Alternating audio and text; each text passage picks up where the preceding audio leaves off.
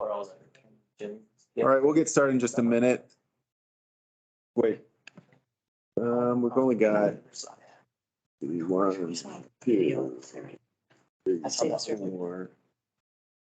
Assuming we'll have a couple more here shortly. Okay.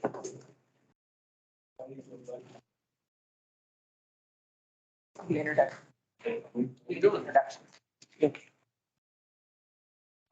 That's fine, man.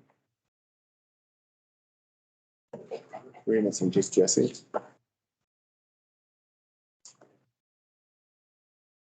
Maybe not sure. Is that it? Yeah, all right. All right, let's go ahead and get started. I think the only one on the exec that we're missing is Jesse, so.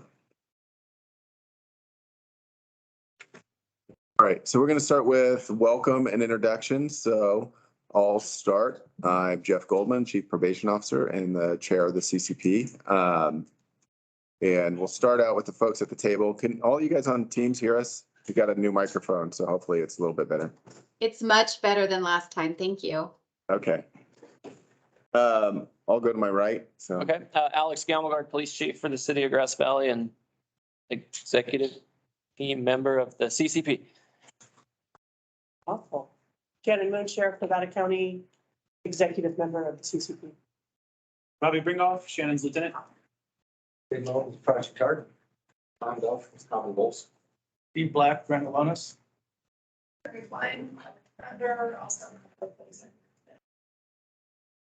Steve Sinclair, Probation. Oh, Angie Coffey, Probation. all right, then up on the screen, Brendan, you want to start since you're in the top corner on our screen? I'm Brendan Brown, analyst with probation. Georgette, Hi, I'm Georgette Arnaud, Senior Management Analyst in the CEO's office. and Tanya, Hi, I'm Tanya Clark with Nevada County Superior Court, and I'm also an executive member of the CCP. Ryan, Oh, he's right there. Ryan Gruber, Health and Human Services Agency Director and member of the executive team. and Linda. And Linda Valente, Administration Probation. And then Jesse just walked in. You want to give a quick introduction? Jesse Wilson, District Attorney's Office. All right, so we're all here, so we have a quorum. This meeting's a little bit different. I don't see, there were some folks that wanted to give public comment, and talking to county council, they asked that I give public comment at the beginning and at the end. So if there's any public comment right now, please let me know. If there's not public comment. You have one right there, Patty. On the Sorry. screen. Oh, sorry. I was just saying goodbye to my husband. Do you want to introduce yourself, Patty? Sure. I'm Patty Galley. I'm sitting in for Polly Halstead, who's out of town. And I hope to just be listening and hearing what's going on. Okay. So I was saying that we're going to do 2 public comments, one at the beginning right now that's general in nature, and then one towards the end of the meeting. So if anyone has any public comment, feel free to let us know right now. If not, we'll move on through the next item of the agenda. All right, hearing none, we'll move on. And this is a fairly, I think that it's a pretty ambitious agenda. I don't know if we'll be able to get through everything with the way that we kind of are doing the requests, and if we have some robust discussion about those requests. So I don't know. We'll do our best to make our way through it. First thing, approval of the CCP minutes. So those were sent out for the last meeting. And so can I get a motion to approve the minutes from the last meeting? Or did everyone get a chance to read those?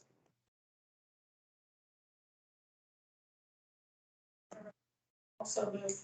All right, Gary made the motion. Second? I'll second it. Okay, any discussion, corrections, additions, deletions? Hearing Hearing none, all those in favor of approving the minutes, say aye. Aye. Any abstentions? I was not there, so. Not, I was out. Okay, so we got two abstentions, Alex and Shannon. As they weren't Because we at the weren't meeting. there, we don't know. The minutes are accurate. And any opposed? All right. Moving to the next item. So we had talked a while back about having presentations from the providers. And so this week I asked Granite Wellness to come. And so I'll hand it over to Steve. And I told him he could have, 10 to 15 minutes to kind of give us an update about programs that are going on at Granite Wellness and some of the things that they're providing currently. So I'll let you introduce yourself and My name's Steve Black. I'm with Granite Wellness. I know, seen a few of you very closely. Thanks for having us.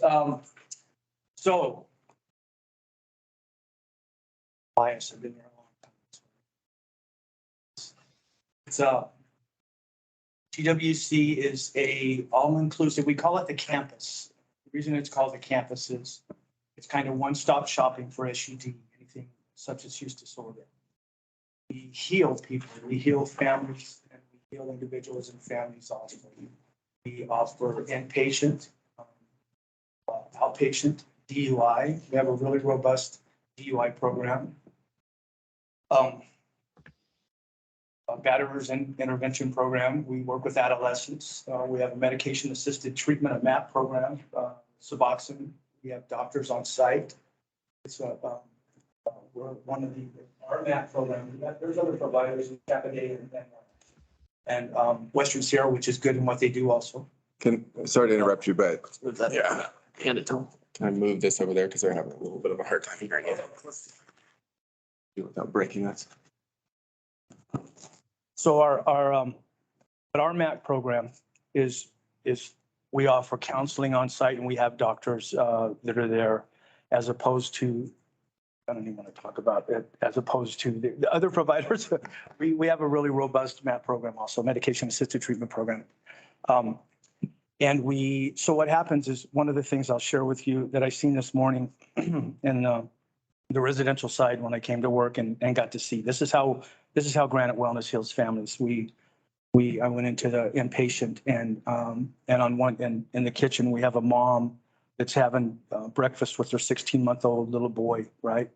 So then 30 minutes later, when I go into the inpatient side of the Serenity House, dad is with, mom was having breakfast with the little boy and dad is with the little boy inside, on the other side with him. So that's a family, they can come into treatment and have as a family dynamic. Mom goes on one side, Hope House, dad goes up with the baby, dad goes on the other side, Serenity House.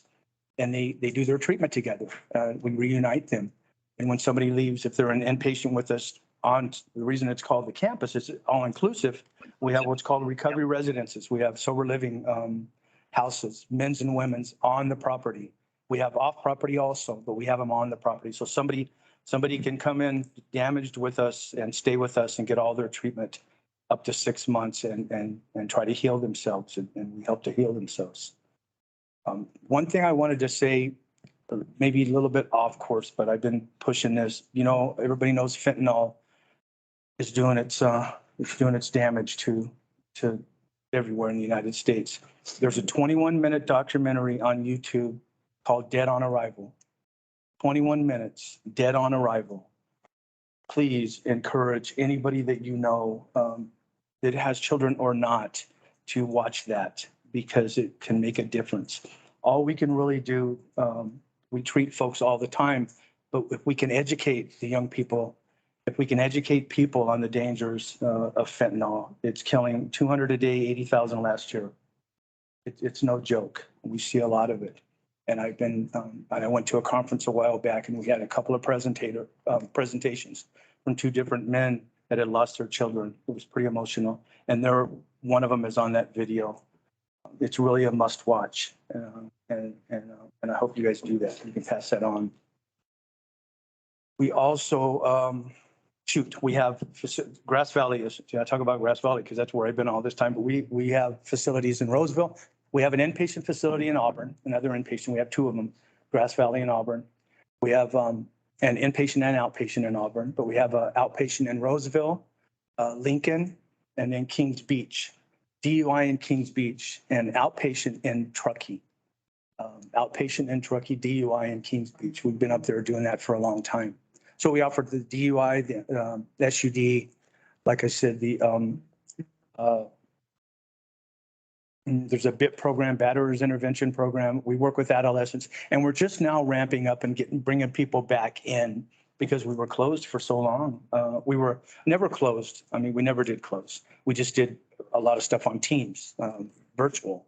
Thank God for Teams. We were able to still keep, as far as groups and stuff. Residential never closed, and even outpatient, we never closed. So we worked through with folks all through this COVID. And we're just now ramping. We're back to in-person groups. We have still a COVID protocol with masks inside the building. But we're getting back. We're getting back to some type of normal, and it feels good. So it's good to be back and being able to serve the community. And I brought some brochures. One about opioid use disorders and another just general brochure of ours, if anybody wants them. I think I might have covered everything. Any questions? Steve, what was the conference you went to? Was that specifically on fentanyl? Is that? My credential is a CADAPT credential. It was in Sacramento, and one of the, it's for my credential. Okay. Credentialing body for Some of the segments. Yeah, one of the presenters was, well, there was two gentlemen. It was on fentanyl use, and that's where he spoke. The gentleman that's Juan, I think's his name. You'll see him if you watch. I hope that all of you watch the video. You'll see him on there. His son was Daniel. And he's the one who spoke, and he's him and the other gentleman that was with him. And I'll share how he was involved, but they're traveling the United States, all over the United States, talking about the dangers of fentanyl and meeting people. The other gentleman that was with him was the gentleman that lost his son, Zach.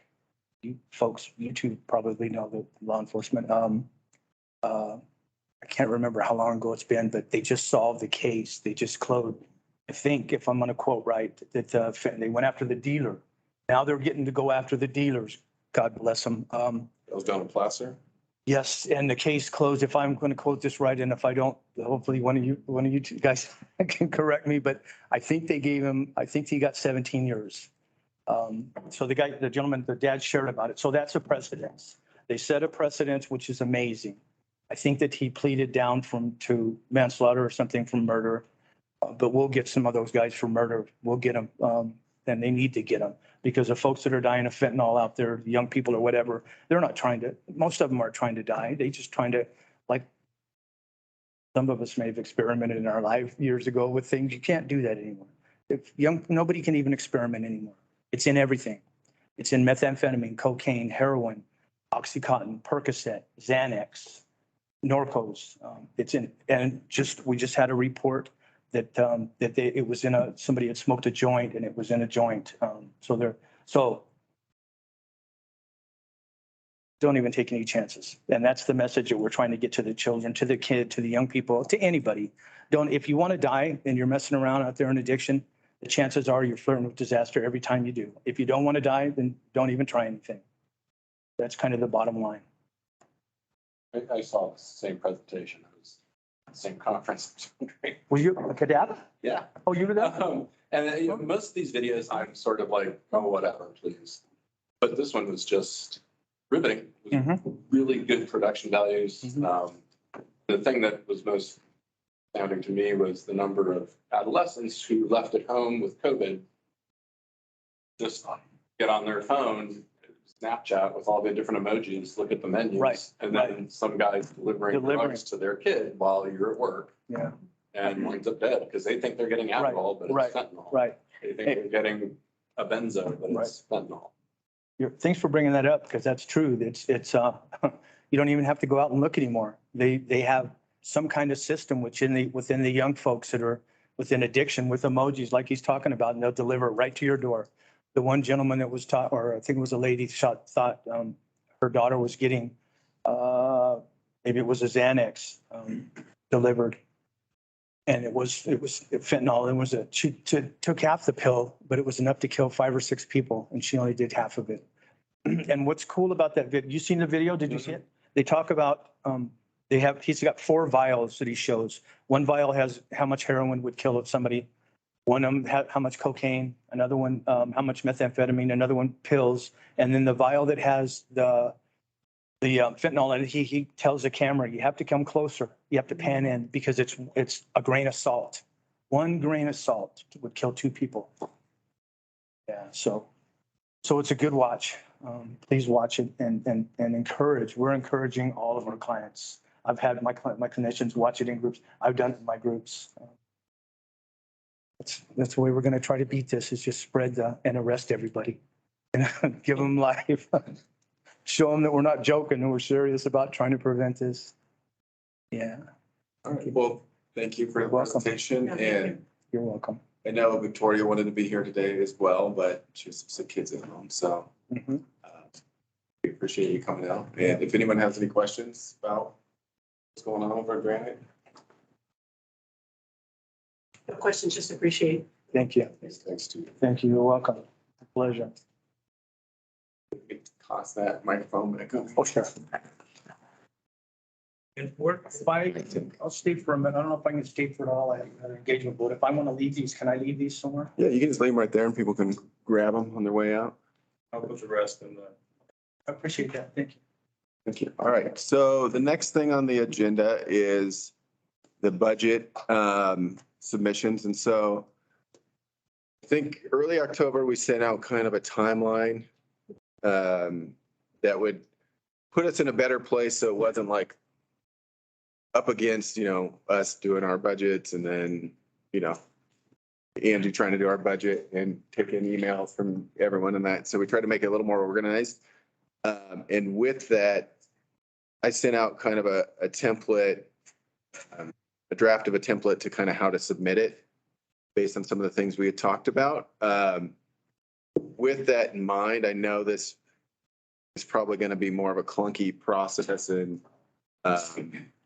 until we kind of get it dialed in into what we want to see and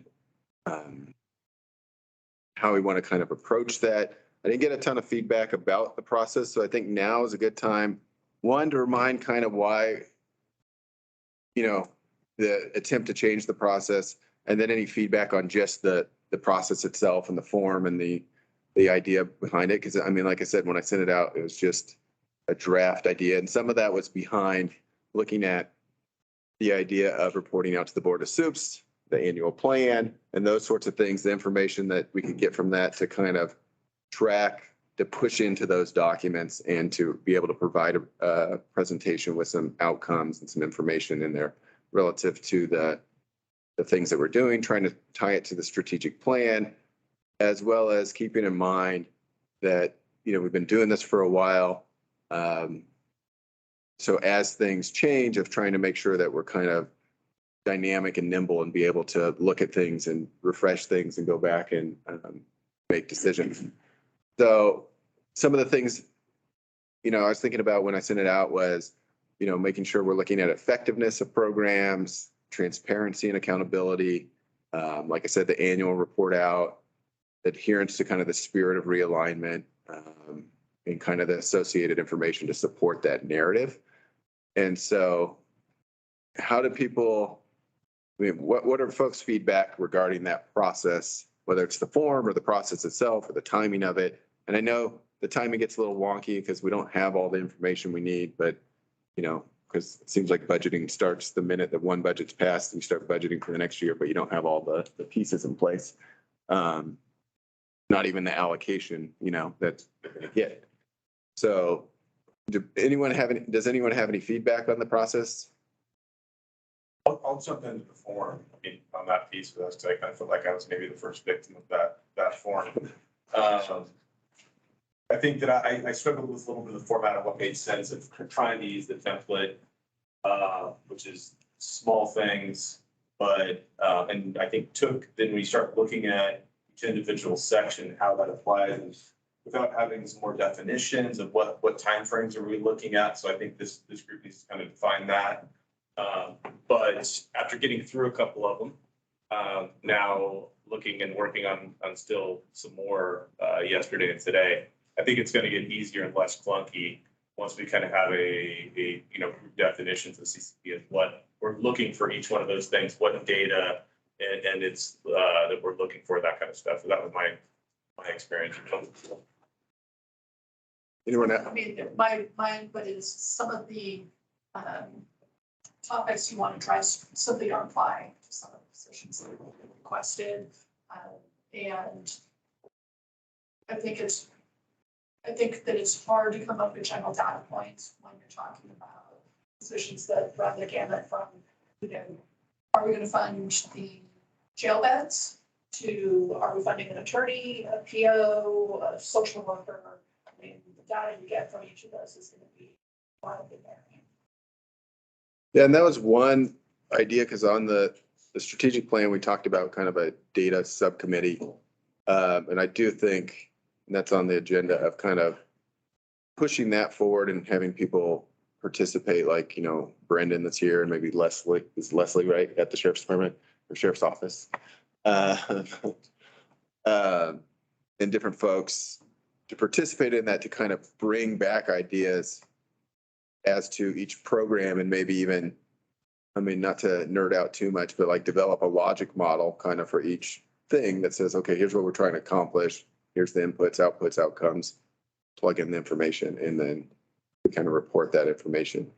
I think the positive exercise from the forum, although I agree with you, it was a little painful, even from like a formatting perspective, because I took some liberties so that if somebody was looking at it that wasn't familiar with what we were doing, they'd at least kind of know what was the question, what's the answer, and kind of bolding some stuff. So I think we could probably make that a little bit, maybe see it as a more of like a data entry field in the future.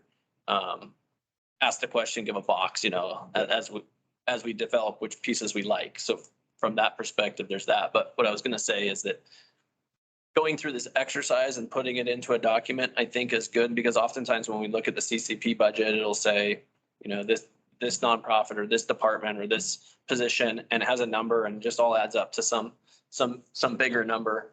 But we don't really know, without digging a lot deeper into like contracts or whatever, what services are being provided or what products are being purchased or whatever. So I think, and there's going to be some work then from these forms, it would be nice to have some sort of matrix that's very summarized, but says, here's how much this costs, here's who's getting the money, here's what they're doing.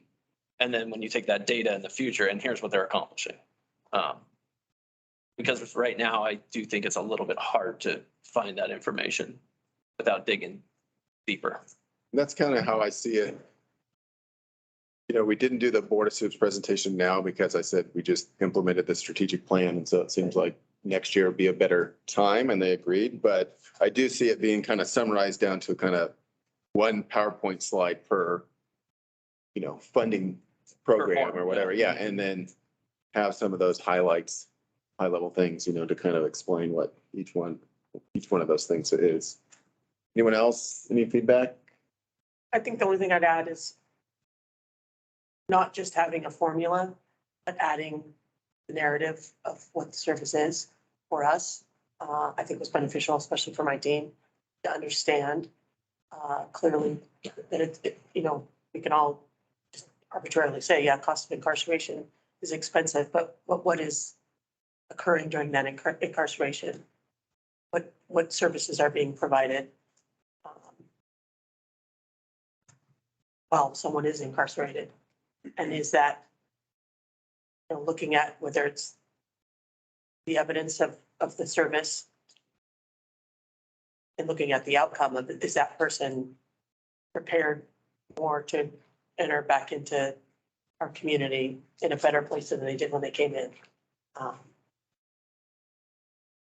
So for at least for my team, adding the narrative, I think, is hugely important. Good to hear. Anyone else up there? Ryan, Tanya? I mean, I would agree with the comments that going from a budget line item to a narrative where you are talking about what the deliverables out of that are going to be, and capturing data makes it a much richer discussion, I do think that there's still a lot to be uncorked in terms of what data should be captured and what it means. Even just thinking about a simple thing like a behavioral health therapist, are you counting widgets, how many hours were delivered, or is there some deeper way to determine what the impacts were of that? So I think there's merit in the process, but a lot of the devil is in the details. I was just going to comment, and I think Steve addressed this a little bit, but it was my understanding that, and the templates were helpful, but that we would get some feedback on that. Yeah. And that would fill in some of the gaps on these assumptions we're making, whether it be in the narrative or gaps we're leaving in the data points that we're unable to gather. So I'm hoping that that feedback will make this a smooth process. And I think that, I mean, going through the process the first time makes you realize like, oh man, maybe I should be collecting that information or whatever it is. And I think also reading through them, I think it will help us get to a point where we have kind of a shared language. So like if I say this person, like we, you know, if I use the word like risk, high risk, low risk, moderate, whatever, that everyone has the same understanding of what that is because we're all using it the same way. Or if you say EBP, it means the same thing to me as you, or risk, need, responsivity, or all those different terms that come up that we kind of have a shared, you know, vocabulary as far as those terms go. Also, I think that one thing we didn't talk about, which I could see is like, as we develop kind of this submission plan and guideline of having access for CBOs, you know, to come up and say, hey, there's this program, we would like to try to request money from the CCP to get this funded, you know, or training or different things that they might need. Other police agencies, you know, I mean, as you represent them all, but like so that all the agencies could come up and say, hey, I'd like to do this project, which I think would support the CCP, and make a submission through that. So, I mean, I think there's a lot of work to be done, like as far as like Ryan said, the devil's in the details, but I think that I do think that kind of like subcommittee approach to some of this would be helpful. And I do think like, you know, we'll probably start out with this many people went through and that kind of thing, and then develop from there, develop those kind of outcome metrics, but also an education piece of, you know, we don't have the capacity to do some sort of scientific research to where we can for sure say, you know, program X caused this to do this, you know, like reduce recidivism. We can say, yes, there's a correlation. People go through this. This appears like there's some sort of, you know, linear relationship between these two things, but we don't have the capacity to do some sort of full double blind experiment, yeah, to make sure that we can say, without a doubt, you know, you send them this program, it's going to help. And a lot of times we use, like, I think you saw in our submission, we'll use the clearinghouse of like, this is the expected outcome for this item. Should we do it correctly? You know, this is the expected reduction of recidivism or whatever the outcome that you're looking for is.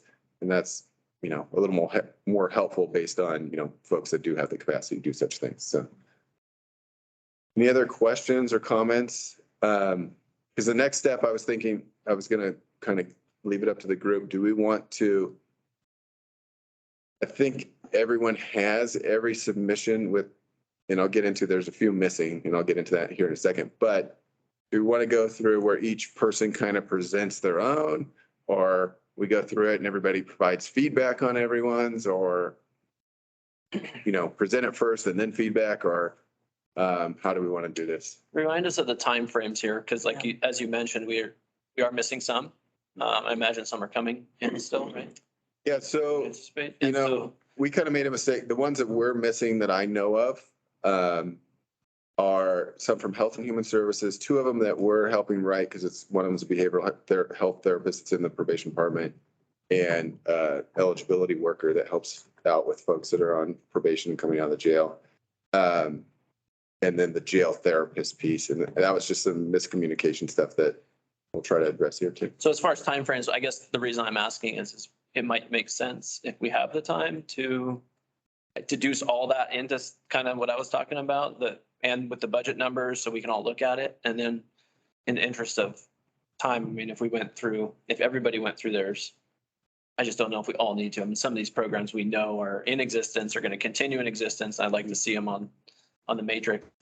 I would obviously like to hear about any changes or exciting things from them, but I don't know if I need to hear about, things that I know are already happening I hear about the collaborative monitoring. and are going to continue. Right. And, yeah. So, but And we already discussed a lot of that in strategic planning, that you're saying yes, more of that. And I think with some of those, I mean, yeah, I mean, I understand, those things will probably continue and whatnot, but I think that the benefit of some of the discussion is that, so for like take collaborative courts. So that seems like it's a big, I mean, you've got some involved in there, you've got some involved in there, you've got some involved in there. And so we pulled some data that we have relative to collaborative courts. And, Steve and I were talking about like, maybe this should be the format because enrollment is down. There's some issues regarding participation and some other stuff, but we have some, the success rates and some, our graduation rates and some other things that we could share. But also like, there is like for drug court, there is a steering committee, but since we have this group here, should we use this forum since we have these folks here of being able to kind of push to make some changes in those collaborative courts to make it more of a robust kind of program, as well as look at, if we have this data subcommittee of look at like, okay, with all the different groups, there's mention of EBP and like attorneys, following evidence-based practices, like, does this group need to fund or facilitate training in those things or, different things associated with that could potentially make it more impactful, as well as look at, like I said, for all the different things I kind of see of like using the information to develop of like what's a offender or client profile for these different programs. Like for probation, we look at, okay, what are the most common VOPs we have? Like, let's rank those. Okay, 80% are drug VOPs. So what's a program for relapse prevention that we can apply? Because obviously that's our biggest issue. And instead of going with kind of when AB 109 first started, it was kind of an intuitive thing of like, well, we need vocational stuff or we need education. Then we looked and we're like, well, 90% of our people have a high school diploma, so maybe we don't need vocational. Like, so looking at that profile of those folks and kind of drilling into those programs that would be available to them based on the, specific need to our population. So I think, yes, there's a piece of it that is just, this is the program, it's working, let's fund it. But I think there's a little, like if you peel it away a little bit, I think there might be a little more to it. Well, because I also think that conversation could lead to potential expansion further in some of those things that have been in existence for a long time. Can those, just like these funding requests, I totally agree with that. So when you're looking at it, you go, man, I've never really looked at this piece and where that's coming from and how this interrelates with this piece. So just this exercise sometimes presents more questions than it does answers. So I think that's also a benefit in that area.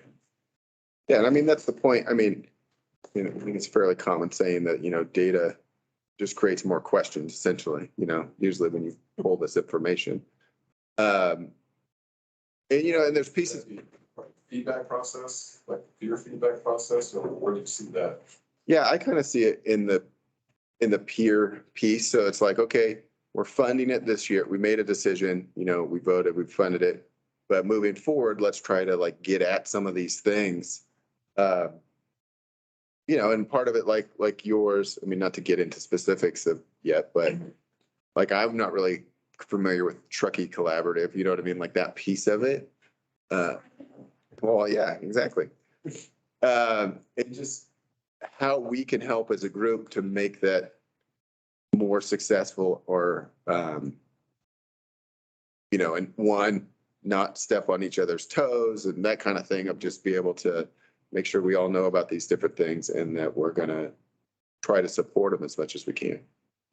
Because I think that was kind of the discussion in the strategic planning part, is like, it's not often that we're all in the same room talking about the same kind of thing, that it could be a powerful kind of approach to making these changing things, or, you know, making things a little bit better on certain things. And part of that, like, I mean, I know since I've been here, I think I always talk about why people aren't going into mental health court or why drug court's going down. And sometimes I know there's different factors that are at play that maybe we don't have any control over, but maybe we can try to influence some of those things. Any other feedback? Ryan, Tanya? I don't want to forget the folks on the screen. I'm good, thanks. Yeah, I welcome that level of discussion. I agree that there's creativity that's involved when we start asking more questions. I love answering questions with questions. Steve knows that. He's the king of that. So I hear. It's, yeah. What's our time frame? When do we have to submit a? So I'll leave that up to Angie, because she's the one that tells me February? when I need to do things. So the time frame that was sent out with this, deadline for initial request was 11:30. We meet 12:15, we discuss, we group deny or request modifications. This was how it was laid out before, which were kind of, sounds like maybe not ready to really fully discuss and approve or deny or request modifications yet. 1/1 was the deadline for modified requests, and 1/15 CCP would approve or deny whatever the modifications. So We're close. So we have a month essentially. We're doing better than last year. If it's not too much to ask, and if you want me to be completely honest, I didn't read 3 to 7 pages of everybody's stuff yet. So that's why I think that getting some summary would be awesome to meet that 1/1 kind of deadline. And I'd like to know like the overall impact on the CCPs. If everything's granted. Oh, on the budget, like on the number. The challenge with this timeframe, and it all has to do with the fact that our county budget for CCP, because we control it as a probation department, is due by 2/15, by February 15th. We'll know when the governor releases his January budget, what our estimates are going to be for 23-24. So, but unfortunately, in terms of really putting these requests through, I mean, that's why ours are estimates, because I don't have my salary planners. I don't, we don't have all the information that we need for, yeah. So, once we, we'll have to, whatever's approved, then we'll have to apply the actual numbers when we have them, in that January timeframe, early February. So, I mean, we can give kind of generalized estimates, but it'll be a little bit. And I'd be inclined to venture a guess that for the most part, it almost has to be to some degree a status quo situation again, but we need to keep the conversation going. So we're having this conversation in July, August again about 24, 25. I mean. So, I mean, because it's not fair to, let's say we said, okay, program A, yeah, we're not going to fund that because of whatever, like people, it's too tight of a time frame to do that to agencies and nonprofits and stuff, in my opinion. And I think it's less about like having read them and highlighted things. Like, I think it's less about the program per se and more about kind of getting on the same page with the same language and the same idea of what the purpose is and that sort of thing than it is the actual, program. So we're kind of speaking in one voice as to what we're trying to achieve, kind of like we were talking about at the strategic planning to a certain extent. And so maybe, we'll make sure everyone has everything. And I know, like I said, we have a few that are out there. And I don't know if you have anything else from the other police agencies. I think Dan is on the call now as well. But maybe like individually when you get them, if you have like, let's say, Alex, you read mine and you're like, I don't get this, or what is this? Like, you can reach out to me and say, can I get some clarification on this? And then the thing with this is that I was already expecting that, and this is on the agenda, that we had decided to go to quarterly meetings. So I'm gonna skip ahead here for a second. Like, that's not gonna work for these next couple things to get things approved and stuff like that. So we're gonna have to have a few more meetings. But also, I think that in our approach to getting more people involved in the CCP, I know it kind of went to like, because there's two, per statute, you know, there's two different groups. There's the executive and then the CCP as a whole. And we kind of went away from having those like kind of two separate things. And I think that we might need to go back to that and kind of have a different meeting schedule to be able to bring people in that are actually on that committee, but aren't participating because we kind of changed the format of it to a certain extent. As well as I think we need to push that subcommittee piece of it, specifically the data subcommittee, because we have a ton of things on our strategic plan related to data. And we really haven't gotten those folks together that could probably do a lot of this work a lot better than. That's one of the most things us I'd like could. to see, where the numbers are looking like they're shaking out and right after the governor's release, because we had talked about the importance of data and somebody or a part of somebody or something to help us drive that. And when you talk about all these submissions, I'd imagine that's a big ask to have somebody right now in existing capacity break out the data around those and the successes. So that might be something that we could talk about once, if the money's looking good. But I feel, I mean, I don't want to speak for the sheriff's office, but I know that Brennan has been talking to Leslie, and it seems like they both kind of have that skill set that can mine data a little better than kind of a general analyst could. Oh, absolutely. Both of them. Trying to say it in a way His that- work and Leslie's work, yeah, absolutely. So I think that, I mean, if they could work together, they probably can do a lion's share of a lot of this stuff. But is there anything generally, maybe I missed it, as far as the timeline, maybe starting this process a little bit earlier to get everything? I think next year, yeah, I think we definitely need to process up in terms of, maybe not the final approval, but at least those initial requests and discussions. That there's actual time for the. As soon as it's approved this year, we start the next rush. Pretty much. Well, yeah. And I think that does fall within that strategic plan that we all talked about, but this shouldn't be last minute. Throw it and then run and then not have those good, you know, whether it's a teaching point or a listening point or on how we better work within our group. Definitely. We are making progress. In past years, it was, I need the numbers by February 15th, so I can submit them today. And here we are, it's 2 months ahead of us. We're working in the right direction. I remember getting. Yeah. Before. Yeah, that was fun. So to move this forward, from what I'm hearing, to try to summarize this is, and maybe each person could do this, is kind of give the bullet point kind of highlights of your request. Send those out if people have questions. I mean, then you'd have both. You'd have the full kind of document and you'd have the Cliff Notes version of it. And reach out to whomever it might be that you have some questions about. If I want to ask about Truckee Collaborative, you know, or whatever it is, you could reach out to that person, then we can bring it back. And then if we still have questions or we think those discussions are important enough to have in this larger group before we make those decisions, what you found out, then we'll move forward from there. And at the end of this, I have, you know, when we can schedule our next meeting, because we will have to have one next month probably to be able to push this along a little bit. Who do you want us to send this synopsis to? Group, to you, or? You want to be the? Sure.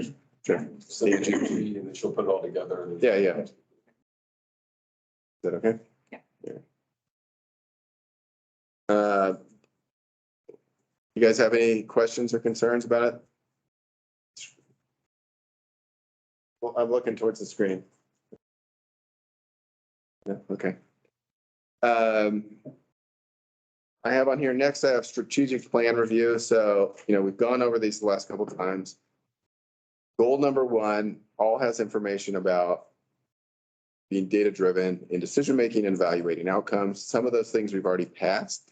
So, goal number 2, well, let me stick with goal number 1 for a second. So, as I've said, with the idea of the kind of subcommittee, if folks, maybe email me and I'll get it over to someone, but I think, like I said, these things could be tackled by the subcommittee. If you have a staff member that you think should participate or you would like to participate in this group, maybe email me and I'll set it up, hopefully in the next, hopefully before the next meeting. And they can kind of go through I know Brendan's been all the meetings, so maybe he can kind of go over these with the folks as to what we're kind of looking for in those items. And then that way it's, instead of us just kind of talking about it, it's people bringing back some information so that we can make some decisions about these things that we put as objectives in the strategic plan. Does that sound like a good next step? Or so goal number 2 was about kind of outreach.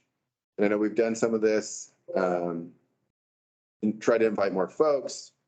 I put it in the say Friday memo, Friday newsletter about the date, told the law enforcement, fire protect, like places that I go, I'll tell them, okay, the next CCP meeting is here, reach out to CBOs, that kind of thing. So I think that's just kind of ongoing, but I also think that still working on a process to get information out there, as well as I think that maybe inviting that larger body and making sure that it's known that this is a general CCP meeting at this time, that maybe those folks would be more inclined to participate when they know, because they've been appointed as a member of that group. Let's see what else we have. Okay, develop community education session. And I know last time we talked about each person, like I think Tanya, you said you'd reach out to Rotary, and then a couple of people said different things that they would do kind of as a task to try to get more folks involved. And so I don't know if people want to update on those efforts. Sorry, I'm looking at you, Tanya, on the screen. Hi. I did speak to someone from Rotary kind of more in passing, and they expressed an interest, but I haven't followed up since then. But I can.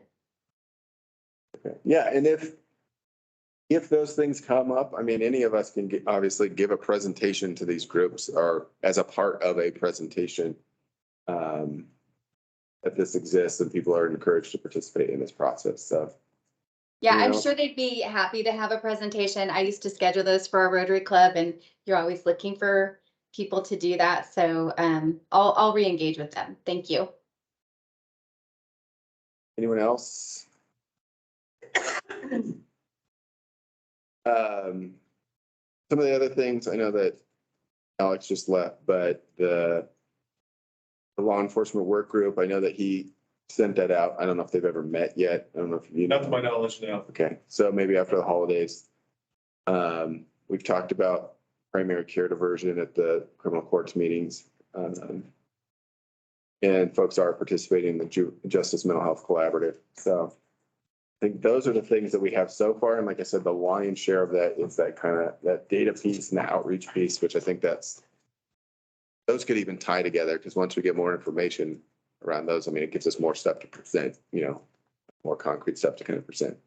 Yeah, Jeff, along those notes, and just because this is kind of forming things in format, like, would this be a good format for, like, I know that we just got, the courts and multiple entities kind of collaborating on this felony ISD. We got the first one.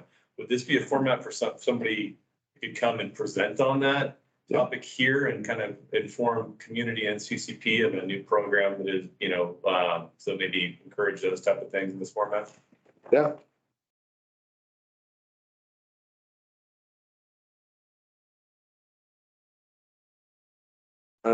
let's see, innovation funds. So just quickly, I sent out an email. So the innovation funds, I think, I don't know if it goes back to the beginning of, I mean, I don't think it obviously didn't go back to the beginning because I was SB 678, but how far back innovation fund, the Year The 15, legislation. 16, it was supposed to start in 15, 16. So that was supposed to start in 15-16. We didn't do it. So we're going back to make sure that happens. And so I think where that's at now is, I think Angie's kind of calculated out what each one of those funds would look like and communicated with folks as to what that would be.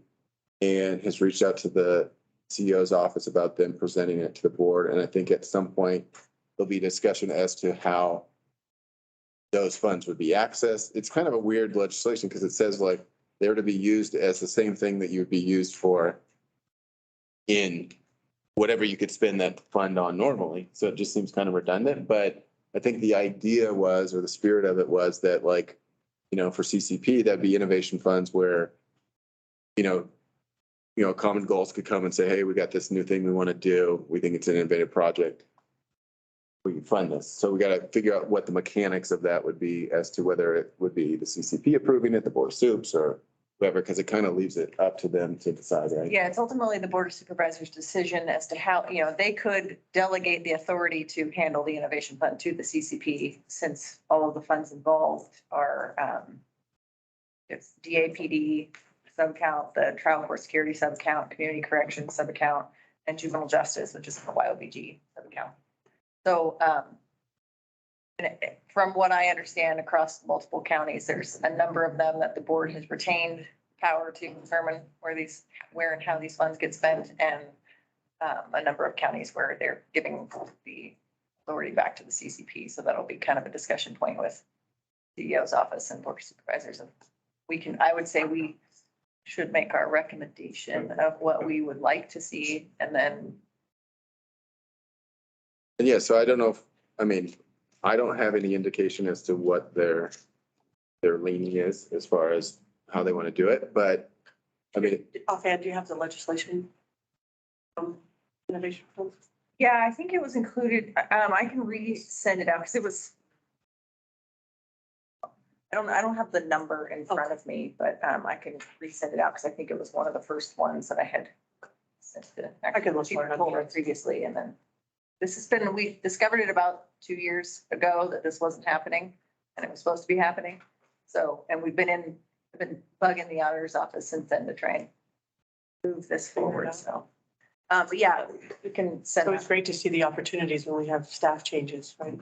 A new auditor and a new. People go, what am I supposed to be doing with it? Right. So I don't know if this group wants to, it might be good to voice. So when we talked about the board item, if this group wants to kind of voice what their preference would be. I have some assumptions as to what the preference would be, but you guys share what you think as far as what we would like to put forward as to how we think these funds should be allocated and approved and that sort of thing. Anyone? Do you like to personally have some say in it or not have any say in it? Let me give you a quick overview. So ultimately, at this point in time, since the beginning, the DAPD fund, we're really only looking at pulling about 8,000 from that. Trial court security is almost 18,000. Juvenile justice, so our probation YLBG fund is 20,000. And the community corrections fund is about 162,000. And that's up to date as of 21-22. They just released our growth numbers. So we're only talking about $208,500. It's not a huge amount of money, but it's something fairly. May I ask a question? Do you anticipate giving out this award like annually or what's the sort of thought around how the frequency of? I think that's what needs to be kind of determined is what that process looks like.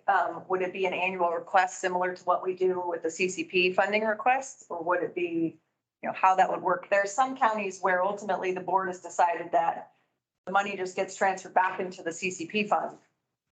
You know, it goes into the innovation fund, so it's legislatively correct, and then it just gets transferred back into the CCP fund after that.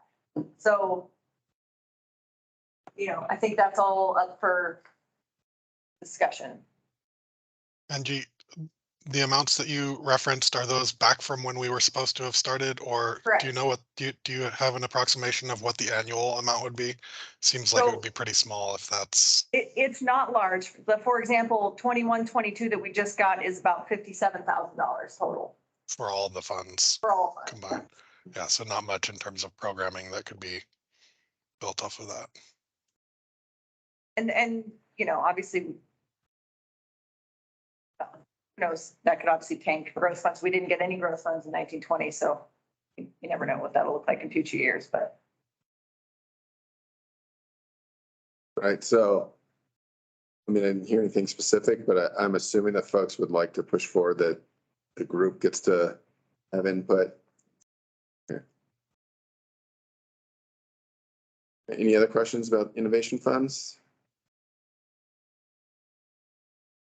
All right, so next I have meeting schedules and formats. We briefly talked about this, and so, like I said, I think we're gonna have to have a meeting next month, but is there any feedback on, you know, one idea is, you know, we said to have this quarterly, to have maybe the general meeting like on the off, like also quarterly, but like on an off month of this meeting. Does that sound like a idea?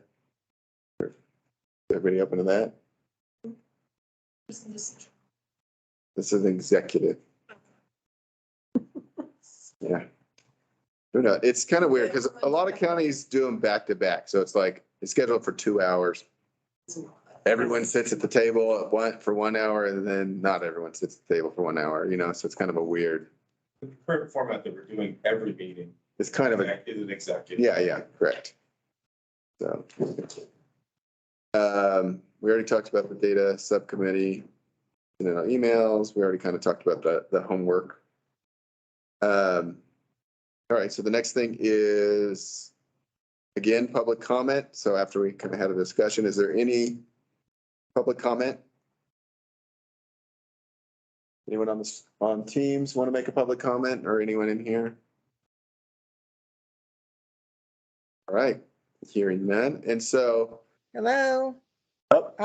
I would make a comment. All right, go for it. So honestly, I've been to a lot of government meetings, and I have to say this is the best government working meeting I have witnessed in a long, long time. I mean, everybody is on the same page. Everybody is looking at the goal, and everyone is saying, how can this impact my community in a better way? And I don't think anybody can have a complaint. I mean, it's really impressive. I wish, in fact, I wish all government meetings ran like this in terms of tax money and what you're doing and what impact you're making. But that's my observation as a citizen sitting on the outside. So I thank you for letting me sit in. Well, thank you for coming, and thank you for that comment. Anyone else? Okay, so meeting for next month so that we can further discuss the budget and potentially have a vote on the budget. The two dates that I put out, or that I wrote down on here, are 1/23 and 1/24. I don't know how those work for folks. Of course, selfishly, I did that around my own schedule. And we anticipate that being final approval of requests. Hopefully, you know, I mean, there might be some additional discussion, but. But we would aim for that to be final approval. Are you telling me? Yeah. No, I'm just wanting to. Well, that's 3 weeks before last year, right? So that's an improvement. That works. I'd say that I'll note that the 24th is a board meeting, and then the rest of that week is the board workshop. Tanya said both work for her. So 23rd, does that work for folks? Same time, same place?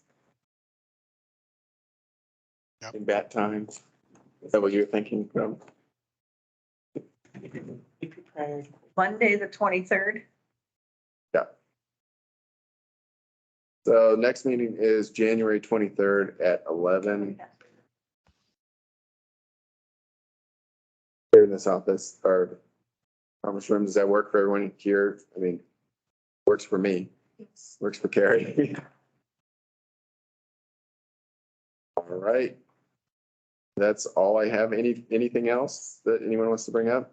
I have some announcements. Yeah. Public announcements. This is Lieutenant Ringoff's last, probably official meeting for the sheriff's office. He's moving on to another state agency. His replacement is Lieutenant Mike Bingham. If you've ever worked with Mike Bingham before, he's been in our patrol operations for the last at least year as a patrol lieutenant. So he's going to be moving over to our correction side. Really excited for Mike, but really want to make sure everybody understands how important Robbie's been to our organization and definitely in the jail and making sure that our corrections staff is well taken care of. So I appreciate that. And on our screen is Georgette. She has just been offered the Chief Financial Administrative Office position for the Sheriff's Office, and she accepted. So moving forward after the election, right, in the next couple of weeks, we'll see Georgette as our financial representative for the Sheriff's Office. She will be part of the CCP general meetings, and she already has been. So just want to make sure everybody knows that Georgette's going to be our finance person. So thank you, Georgette. And just wish everybody happy holidays, Merry Christmas, and keep up the great work that everybody does in our partnership. Thank you for that and congratulations to you both. Yeah. I just want to know, does Bingham have the same sense of humor as Robbie has or? Not near it. No, he's very dry. We're pretty much the same person. Yeah, not near. Very different personality. You'll barely be able to tell. Robbie, where are you moving on to? I'm going to Post. Oh, good for you. Commission on Post as a consultant. Well, congratulations. The extremely important work of SB2 decertification. Going to be in great hands knowing that Rob's there to make sure that the folks that have post certificates should have them. Los Angeles Police Department. Yeah. All right, so at this point, I need to make a motion to end the meeting. Can I get a motion to end the meeting? Motion move. Seconded. All right, all those in favor say aye. Aye. All right. Thank you. Have a Thanks, happy holiday. everyone. Happy holidays.